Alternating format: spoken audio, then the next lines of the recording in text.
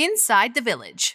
Now, the big issue, of course, is distraction. And if you speak to any veteran teacher right now, and I'm sure that you have, they'll tell you that kids have never been more distracted or uninterested in the classroom because of phones.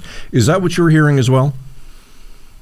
Yeah, and we have pretty definitive evidence at this point that just the presence of phones in classrooms causes distractions and results in lower levels of student learning. And so this has been demonstrated experimentally, like if you allow a group of students to have their phones versus not, the students that have their phones tend to learn less. But I think the main reason why a lot of policymakers across Canada are paying attention to this now was the release of the most recent PISA test results, which came out last December. And so these are tests of 15-year-olds all over the world that's done by the OECD, and governments pay a lot of attention to these scores because they're trusted as indicators of the quality of our school systems. And the most recent results showed that scores across Canada have been steadily declining in all three subjects, math, reading, and science, for the last 10 years, and not just in Canada,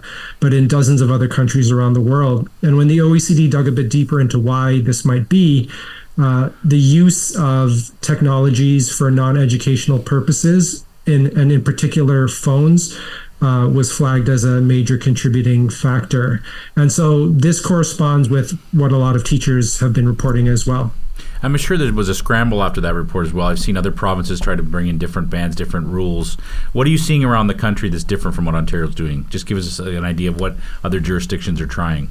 Well, Quebec announced a ban at the beginning of this year that was supposed to be modeled on the 2019 ban that we've had, at least theoretically, in Ontario. So it was almost exactly the same. So it carved out exceptions for when the devices are being used for educational purposes. After that, British Columbia announced its own plans to be put in place in September. And so that remains to be seen how that will actually be done, because a lot of it, similar to Ontario, is going to be delegated to the local school boards. And so the new Ontario policy isn't really new per se. We're supposed to have had a ban since 2019. Previous 2019 ban, teachers didn't feel really supported in terms of implementing these restrictions, either by school administrators or by parents. And so this new announcement is trying to signal to schools to take this more seriously, and hopefully have some more support from parents and school administrators, so that it all doesn't just fall on the hands of teachers.